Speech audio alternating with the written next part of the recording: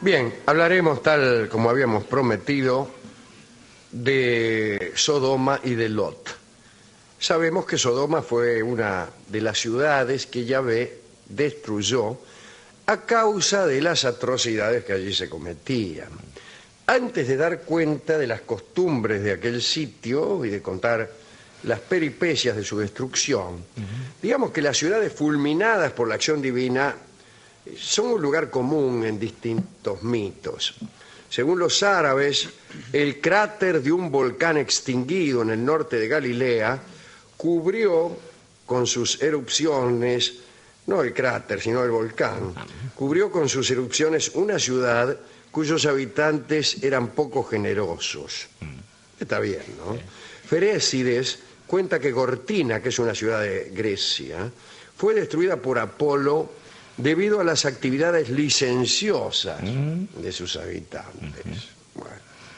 Cuenta Ovidio en las Metamorfosis la historia de Baucis, la hemos contado aquí alguna vez. Baucis era una mujer frigia, no frígida, Una mujer con frigia de nacionalidad, que estaba casada con Filemón. Un día tuvieron visitas en la cabaña en la que vivían.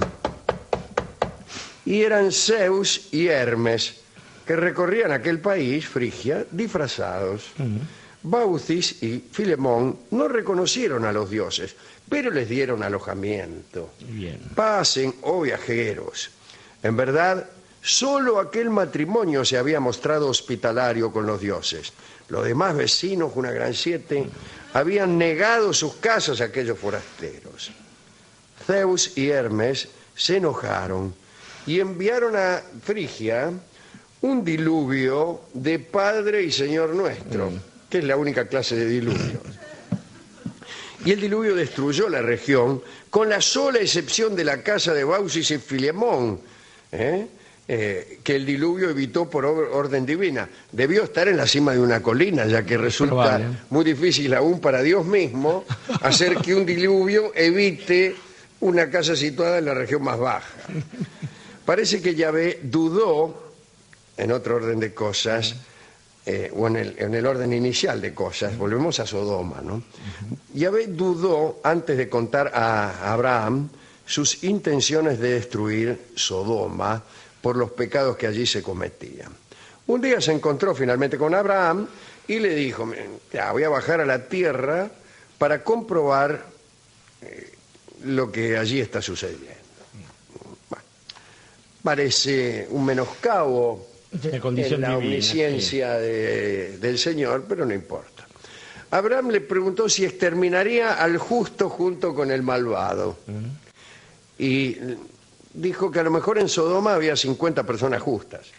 Y Yahvé contestó: si encuentro en Sodoma 50 justos, justo 50, dice, perdonaré a toda la ciudad. Abraham, dice Graves, regateó entonces con Dios y le dijo: ¿y si solo hay 45 justos o 30?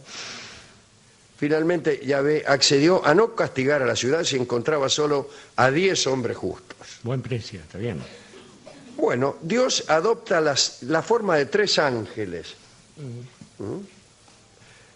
Pero solo 2 de ellos, que es curiosísimo esto. A ver.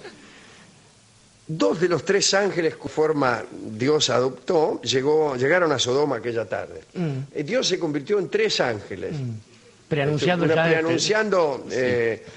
digamos, la Santísima Trinidad la mala letra. Sí, ya sé, pero procedimientos obtusos, ¿no? Sí, es claro. Se convirtió en 3 ángeles y solo 2 de ellos bajaron a Sodoma. Allí vivía Lot, que era justamente sobrino de Abraham. Lot vio a los ángeles que iban disfrazados de jóvenes viajeros. O sea, Dios se convertía en ángeles que a su vez se disfrazaban de jóvenes viajeros. Si las precauciones eran realmente muchas. Curioso. Tenían las alitas abajo de la mochila.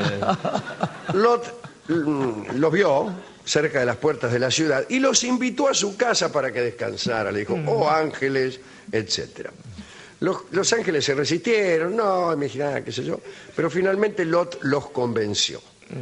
Al poco tiempo, una multitud de sodomitas, que es el gentilicio de Sodoma, Sí, además. O era. sí, rodeó la casa de Lot y todos empezaron a preguntar a los gritos dónde estaban los jóvenes forasteros. Decían más precisamente: sácalos para que nos divirtamos con ellos. ¡Oh, Lot! Eso es una comunidad organizada. ¿Ves? Lot salió a la calle y les dijo: por favor, vecinos, no hagáis esa maldad. Son mis huéspedes y no puedo dejar que abuséis de ellos. Parece Preferiría que abusaseis de mis 2 hijas vírgenes. Un momento, dice, que las voy a buscar para que podáis satisfacer vuestra lujuria. Esos son vecinos. Qué bárbaro. Pero los vecinos no hicieron caso de Lot, pues les interesaban los viajeros. Intentaron entrar de prepo a la casa y entonces los ángeles, los viajeros, los cegaron. Y los sodomitas, después de buscar la puerta a tientas, se marcharon maldiciendo y tanteando. Después de esto, Sí. los ángeles dijeron a Lot que tenían órdenes de destruir la ciudad, órdenes incluso de ellos mismos. Claro. Le recomendaron que reuniera a su familia y se las tomara. Lot salió a buscar a sus yernos y les insistió en que huyeran con él. Pero, vio cómo son los yernos, tomaron a broma la profecía y no le hicieron caso. Al amanecer, Lot, seguido por su mujer Edith y sus 2 hijas, se dispuso a abandonar la ciudad. Los ángeles advirtieron a Lot y a su familia que no miraran para atrás ni se detuvieran en el camino. Cuando Lot y su familia llegaban a la ciudad de Zoar, Yahvé hizo llover azufre y fuego sobre Sodoma y también sobre ciudades aledañas como Gomorra, Seboín, Adma y Zoar. En ese momento, Zoar no puede ser porque Zoar es donde habían rajado Lot y su familia. En ese momento la mujer de Lot, Edith, que se había retrasado, miró para atrás y se convirtió en una estatua de sal. Todos los días el ganado lamía aquella sal hasta que no quedaban más que los pies de aquella estatua, pero por la noche el bloque se regeneraba milagrosamente. Sodoma figuraba entre las naciones más ricas. Parece que cuando se segaba la mies, segaba no ya como los ángeles habían hecho con los sodomitas, sino como los campesinos hacen con las mies, Claro. es decir, con ese. Bueno, cuando usted hacía eso, segaba, en la siega, durante la siega, ya no se oyen rodar las espuelas zapateando un malambo en la siega. Ahí está. No quiere decir que están sobre una no vidente zapateando un malambo. Cosecha, le decimos Bueno, acá. exacto. Bueno, en tal caso, lo que sucedía ahí, cuando vos segabas la mies, encontrabas plata y piedras preciosas bajo los rastrojos. Incluso bajo la tierra podía encontrarse fácilmente oro. Pero los sodomitas no eran generosos. Nunca daban un mendrugo de pan a un hambriento. Incluso podaban las higueras para que las aves no pudieran comer los higos. Para alejar a los visitantes, sus ciudadanos habían aprobado una ley, según la cual quien ofrecía comida a un forastero debía ser quemado vivo. También esto prefigura algunas legislaciones europeas, Totalmente. tan simpáticas. En vez de ayudarlo, se debía, por el contrario, despojar al visitante de todo lo que poseía y desterrarlo de la ciudad desnudo. Bien. Voltaire objeta que la ciudad fuera rica. Bien. Muchos dice, no lo dice Voltaire, lo decimos nosotros. Muchos acuerdan en situar a Sodoma en las orillas del Mar Muerto. Y dice Voltaire: no es posible que en aquel desierto inhabitable existieran en ese entonces ciudades opulentas sumergidas en las delicias del vicio. ¿Qué beberían siendo en esas ciudades salobre el agua de los pozos y encontrándose en la tierra cuando se cavaba asfalto y sal corrosiva? Agrega que en Asfaltites el lago de Sodoma, que no era otra cosa que el Mar Muerto, apenas si albergaba algunos pescados que llegaban del Jordán. Una vez al año, ya hablamos nosotros, no Voltaire, se celebraba en Sodoma un banquete y al son de tambores, pum pum, se bailaba sobre los pastos junto a las fuentes de agua. Después de beber en abundancia, cada hombre se apoderaba de la mujer de su vecino o de la hija de su vecino y gozaba de ella. Buena vecindad. Extraordinario. A nadie le importaba que su propia esposa sirviera a su vecino, sino que todos se divertían juntos desde el alba hasta el ocaso durante los 4 días que duraba aquella fiesta. Cuenta Graves que la tradición de promiscuidad sexual de Sodoma tuvo eco en lo que más tarde sería Mirbat, una ciudad de Arabia Meridional. Dice el cronista, aunque son buenas personas, se refiere a Mirbat, ¿no? Tienen costumbres groseras y repulsivas. Por la noche las mujeres salen a la ciudad y entretienen a los hombres que no les están prohibidos por las leyes contra el incesto, ¿no? Y retosan con ellos. Si un hombre ve a su esposa, hermana o tía en los brazos de otro, no presta atención, sino que busca a otra compañera y se divierte con ella. Me parece que lo conozco ese hombre. Sí, totalmente. Una rima con la mitología grecolatina, 2 puntos. En las calles de Sodoma se ponían una especie de catres para medir a los forasteros. Si la estatura del hombre era más corta que la longitud del catre, 3 sodomitas lo agarraban de las piernas, tuvo suerte, otros lo agarraban de la cabeza y los brazos y tiraban hasta que la estatura venía a cuadrar con el lecho.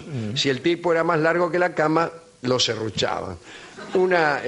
Aquí se prefiguraba el lecho de Procusto, aquel hombre que acechaba en el camino entre Tresén y Corinto. Allí estaba Procusto y el que pasaba lo sometía a esa prueba. Tras la destrucción de Sodoma, Lot se refugió en una cueva de Zoar con sus hijas. Como las 2 muchachas creían que Dios había destruido a toda la humanidad menos a ellos. ¿Vio cómo es la gente que cree que... Y son jóvenes las pibas, claro. Claro. Bien. La mayor le dijo a la más pequeña, oye, dice, nuestro padre es viejo y no queda ningún otro hombre con vida en el mundo. Embriaguémosle a nuestro padre y seamos sus esposas. Así evitaremos la extinción de la humanidad. Qué generoso. Mira, yo conozco a muchas que también... Bajo excusas así. Aquella misma noche le dieron a Lot vino en abundancia y la hija mayor yació con su padre sin que él recordara nada al día siguiente, lo cual parece conveniente. Muy conveniente. A la otra noche su hija menor hizo lo mismo. Ambas quedaron embarazadas. La mayor llamó a su hijo Moab, que fue el padre de los moabitas. La más chica llamó a su hijo Ben-Amí, que fue el padre de los amonitas. Moabitas y amonitas, como sabemos, fueron 2 de los más importantes linajes del antiguo Israel. Yo dedico la historia a Lot, que se mantuvo noble, y nada más. Es raro, ¿no? Deberíamos hacer una pequeña dedicatoria para los antropólogos que alguna vez se han encargado de terminar con el prurito los prejuicios de algunas mitologías, permitiéndonos acceder a cualquier tipo de práctica. O a las hijas de Lot, que deben haber sido las inventoras de aquella frase que dice, para el hambre no hay pa duro, que también es interesante. Pero pensando en Edith y en esta historia, creo que hay una vuelta de tuerca que es necesaria dar, sobre todo en un día como hoy, querido Alejandro, porque si bien Edith tenía la prohibición de mirar hacia atrás, de mirar el pasado, bajo la pena de convertirse en estatua de sal, ciertamente estuvo bien en que se diera vuelta. Aquellos que se niegan a ver el pasado, ciertamente no tienen un futuro que valga la pena, y el riesgo de convertirse en una estatua de sal es el menor de todos a la hora de justamente querer ganar el recuerdo, que es aquello que nos alienta hoy.